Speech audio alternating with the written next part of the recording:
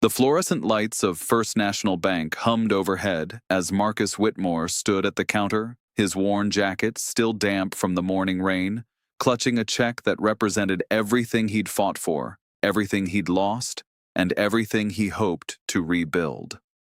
The check was for $10 million, an inheritance from his late uncle, a tech entrepreneur Marcus had barely known, but who had remembered him in his final will.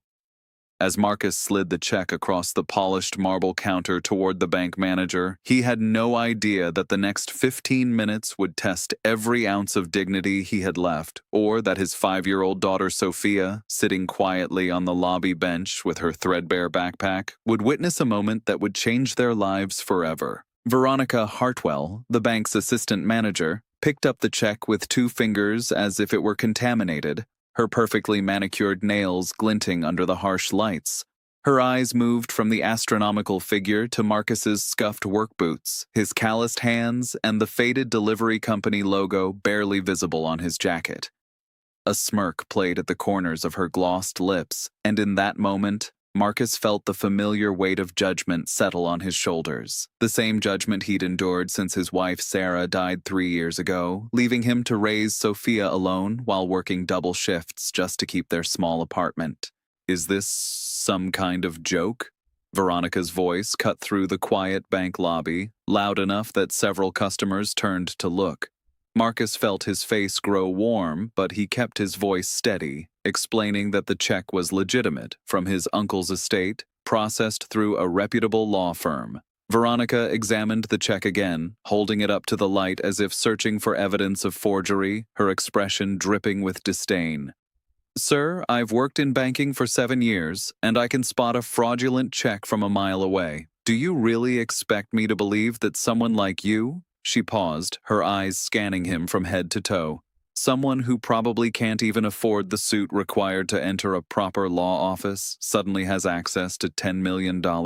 If you believe in the power of kindness, in second chances, and in treating every person with dignity regardless of how they look, please hit that like button, leave a comment, share this story with someone who needs to hear it, and subscribe to our channel. Also, tell us in the comments where you're watching from. We love hearing from our amazing community around the world." Marcus felt something crack inside his chest, not from the humiliation. He'd grown thick-skinned from years of being underestimated, but from the awareness that Sophia was watching. His daughter, who already understood too much about loss and struggle, was seeing her father reduced to nothing in front of strangers. He tried again, explaining that he could call the law firm, provide documentation, do whatever was necessary to verify the check's authenticity. But Veronica was already shaking her head, her voice growing sharper, more theatrical, as if she were performing for an invisible audience. "I'm not wasting the bank's time on obvious fraud. You delivery drivers think you can just waltz in here with fake checks and we won't notice? I'm calling security." The words hung in the air like a slap. Delivery driver, as if his honest work, the 60-hour weeks spent ensuring packages reached their destinations so families could have their medicine, their birthday presents, their essential supplies, was something shameful. Marcus had never been ashamed of his work, but the way Veronica said it, dripping with contempt, made it sound like a crime. He glanced back at Sophia, who was gripping her backpack straps so tightly her knuckles had turned white, her wide brown eyes, Sarah's eyes, fixed on him with a mixture of confusion and fear. That look destroyed him more than any insult could. But Marcus refused to leave. This check represented Sophia's education, her security, the chance to stop eating ramen noodles for dinner 4 nights a week. It represented the surgery for her hearing aid that insurance wouldn't fully cover. It represented hope, something that had been in short supply since Sarah's cancer had drained their savings and left them with nothing but medical bills and grief. So he stood his ground, speaking calmly despite the tremor in his hands, asking Veronica to simply make one phone call to verify the check before making assumptions. Veronica's response was to snap her fingers at the security guard, a mountain of a man named Raymond, who had always been decent to Marcus during his occasional visits to deposit his meager paychecks. Raymond approached reluctantly, clearly uncomfortable with the situation, but Veronica was already spinning a narrative, claiming that Marcus was becoming aggressive, that he was attempting to cash a fraudulent check and refusing to leave, that he was making her feel threatened. None of it was true, but Marcus realized with sinking horror that truth didn't matter when someone in a position of authority decided to weaponize it against you. The other customers were staring now, some with pity, others with suspicion, all of them watching the poor man in the wet jacket who had apparently tried to commit bank fraud in broad daylight. Marcus felt the walls closing in, felt the familiar panic that came whenever he was powerless to protect himself or his daughter from the casual cruelty of a world that judged books by their covers. He thought about leaving, about tucking the check back into his pocket and trying another bank. But something kept him rooted to that spot. Maybe pride, maybe exhaustion from running, maybe the memory of Sarah's voice telling him to never let anyone make him feel small. That's when the office door behind the teller stations opened and Catherine Morrison emerged. The bank's regional director was in her early 60s, silver hair pulled back in an elegant knot, wearing a simple but expensive navy suit that spoke of understated authority. Catherine had been on a routine inspection visit, reviewing quarterly reports in the back office, when the commotion had filtered through her concentration. She'd heard Veronica's raised voice, heard the accusatory tone, and something about it had pulled her from her paperwork to investigate. Catherine's sharp eyes took in the scene immediately. The man standing with quiet dignity despite obvious humiliation, the small girl on the bench trying not to cry, the assistant manager whose face was flushed with self-righteous indignation, and the security guard who looked like he'd rather be anywhere else. Without a word, Catherine walked to the counter and picked up the check that Veronica had discarded like trash. Her expression remained neutral as she examined it, but Marcus saw something flicker in her eyes. Recognition, perhaps, or understanding. "Mrs. Hartwell," Catherine's voice was quiet but carried the weight of absolute authority. "Might I have a word with you in my temporary office?" Veronica's confident smirk faltered for the first time, replaced by a flash of nervousness. She started to protest, to explain her reasoning, but Catherine simply held up one hand. "Now, please." Then Catherine turned to Marcus, and her expression softened. "Mr. Whitmore, I presume? Please, have a seat. I apologize for this confusion. Can I get you and your daughter some water? Perhaps some cookies from our hospitality station?" The shift was so sudden, so complete, that Marcus almost couldn't process it. Catherine herself walked over to Sophia, crouching down to the child's level despite her tailored suit and expensive shoes, speaking to her in a gentle voice about the coloring books they kept for young visitors. Sophia's grip on her backpack slowly relaxed, and she even managed a small smile when Catherine complimented the butterfly stickers on her jacket. Watching this powerful woman treat his daughter with such kindness, Marcus felt emotion well up in his throat, the kind that comes when you've been strong for so long that genuine compassion catches you off guard. 20 minutes later, Catherine returned from her office, and Veronica followed behind her, face pale, eyes red-rimmed. Catherine called Marcus to the counter and handed him back his check along with a business card. "Mr. Whitmore, I've personally verified the check with Steinberg and Associates law firm.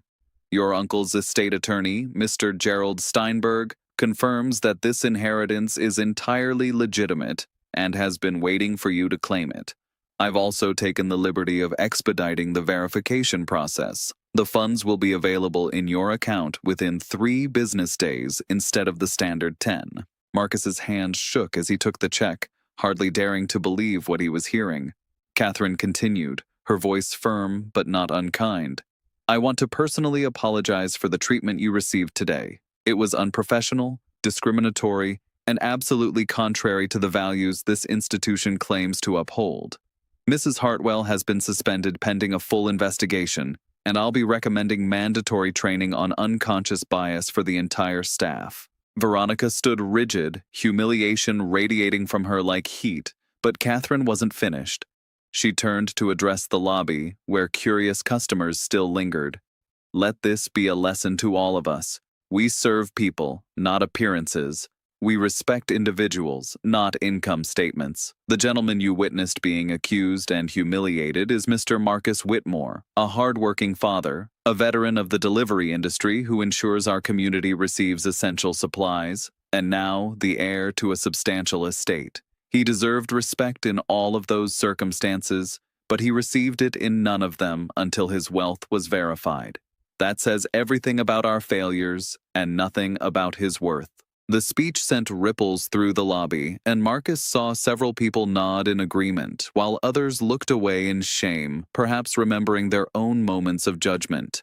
But Marcus was focused on Sophia, who had climbed down from her bench and was now standing beside him, slipping her small hand into his. She looked up at Catherine with something like wonder and said in her soft voice, "You're nice. My daddy is nice too. He works very hard." Catherine's professional mask cracked for just a moment, and Marcus saw genuine emotion in her eyes. She knelt down again, meeting Sophia at eye level. "I can see that, sweetheart. Your daddy is very brave and very patient. You should be proud of him." Then she stood and addressed Marcus once more. "Mr. Whitmore, if you're amenable, I'd like to personally handle the setup of your accounts. Given the size of your inheritance, I'd recommend meeting with our wealth management team. We can discuss investment strategies, trust funds for Sophia's education, and ensuring your financial security for years to come." The next hour passed in a blur of paperwork, respectful conversation, and careful planning. Catherine treated Marcus not like a charity case or a lucky lottery winner, but like a valued client deserving of the bank's best services. She recommended financial advisors, suggested tax attorneys, and helped him understand the complex world he was about to enter. When he mentioned Sophia's need for an upgraded hearing aid, Catherine immediately connected him with the bank's charitable foundation that worked with medical providers, streamlining what would have been months of bureaucratic struggle. As Marcus and Sophia finally prepared to leave, Catherine walked them to the door herself. Something Veronica had claimed earlier was not worth her time. At the entrance, Catherine paused and spoke quietly, just for Marcus's ears. 25 years ago, I was a single mother working 2 jobs, wearing my sister's hand-me-down business suits, trying to cash my first paycheck at a bank, not unlike this one. A manager looked at me the way Mrs. Hartwell looked at you today. The difference was, no one stepped in for me. I never forgot that feeling, and I promised myself that if I ever had the power to prevent someone else from experiencing it, I would. Marcus felt tears prick his eyes, not from the earlier humiliation, but from the profound gift of being seen, truly seen, by someone who understood. He managed to thank Catherine, though his voice was rough with emotion, and she simply squeezed his shoulder before waving goodbye to Sophia, who had already decided that Mrs. Morrison was the fancy lady who gives good cookies. Outside the bank, the rain had stopped, and weak February sunshine was breaking through the clouds. Marcus lifted Sophia onto his shoulders, something he hadn't done in months because his back ached from lifting packages and he'd been too tired, too worn down by survival. But today felt different. Today felt like a beginning. As they walked toward his delivery van, which he'd soon be able to replace, Sophia leaned down and said, "Daddy, why was that mean lady so mad at you?" Marcus thought carefully about his answer, wanting to be honest, but not wanting to plant seeds of cynicism in his daughter's heart. "Sometimes, sweetheart, people judge us by how we look instead of who we are. But what matters is how we treat people, not how they treat us. Did you see how I stayed calm and polite even when that lady was being unkind?" Sophia nodded solemnly. "That's because our worth doesn't come from what other people think of us. It comes from how we act when things are hard." It was a lesson Marcus had learned the painful way. Through years of being overlooked, underestimated, and dismissed because his clothes were worn and his job was humble. But it was also a lesson reinforced by Catherine Morrison, who had shown that true power lies not in putting others down, but in lifting them up. That authority without empathy is tyranny, but authority wielded with compassion can change lives. If this story touched your heart, if it reminded you of the importance of treating everyone with dignity and respect, please take a moment to like this video, leave a comment sharing your thoughts, and subscribe to our channel for more inspiring stories. Your engagement helps us reach more people who need to hear these messages of hope and humanity. In the days that followed, Marcus's life transformed in ways both practical and profound. The inheritance cleared, and he immediately took care of Sophia's medical needs, setting up a trust fund for her education and finding a small house with a yard where she could play safely.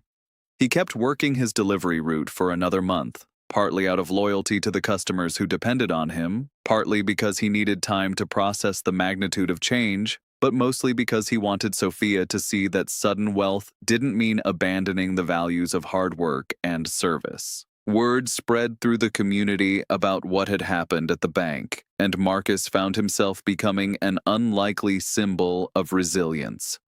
Other working-class families reached out, sharing their own stories of discrimination and judgment, finding solidarity in knowing they weren't alone.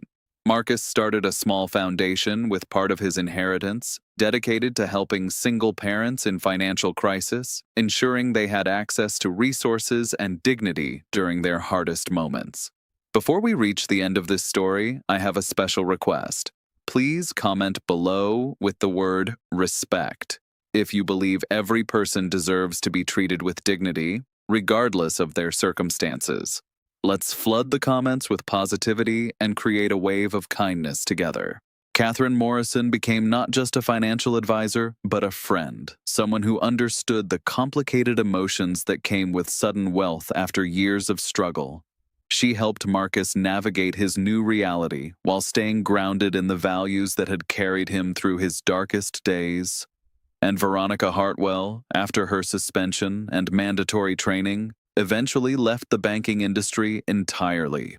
Though Marcus heard through Catherine that she'd written him a letter of apology, expressing genuine remorse for her actions and thanking him for the wake-up call that forced her to confront her own biases. On a bright morning in late spring, Marcus stood in front of Sophia's new school, a place with resources for children with hearing impairments, a place where she could thrive, and watched his daughter run toward the playground with a confidence he'd never seen before.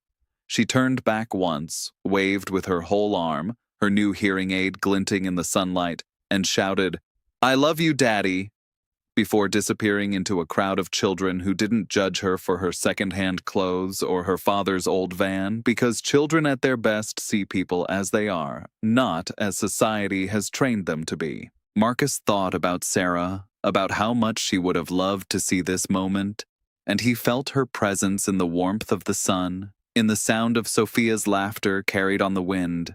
He thought about Catherine Morrison and the simple act of stepping in, of using power for good instead of letting cruelty go unchallenged.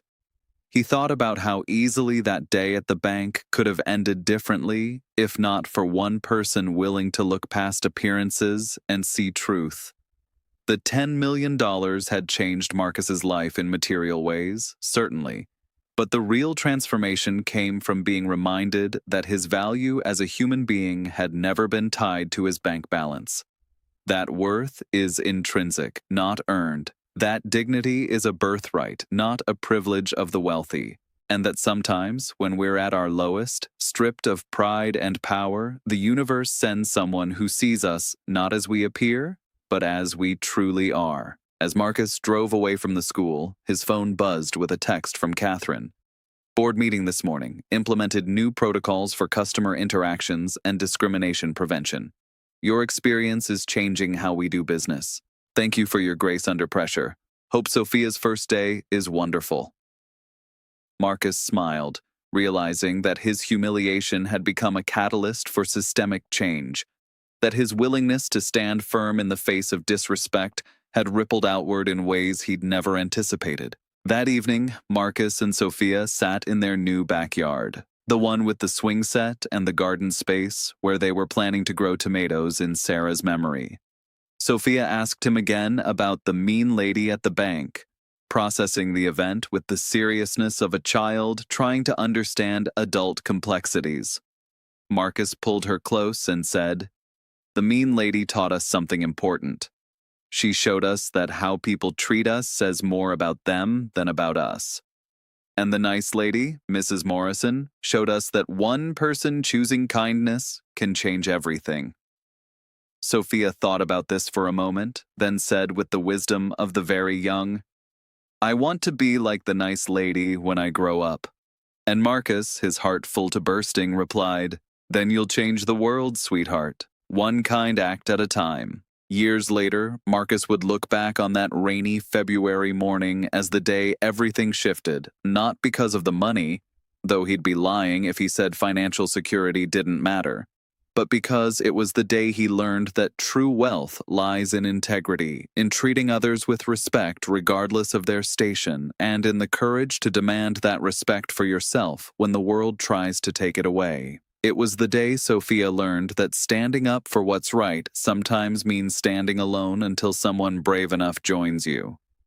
It was the day a bank manager's cruelty became a catalyst for compassion. The check for $10 million changed their circumstances, but Catherine Morrison's intervention changed their understanding of human potential. The potential for cruelty, yes, but more importantly, the potential for redemption, for justice, and for the kind of everyday heroism that comes from simply treating people like they matter.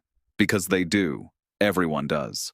From the delivery driver with worn boots to the executive in the tailored suit, from the struggling single parent to the powerful regional director, every person carries inherent worth that no amount of money can buy and no amount of humiliation can take away. That was the lesson Marcus Whitmore carried forward, the lesson he passed to his daughter, and the lesson that spread like ripples from a single stone dropped in still water, reaching further than he'd ever know, touching lives in ways both seen and unseen, proving that sometimes the most profound revolutions begin with the simple, radical act of treating another human being with dignity and respect.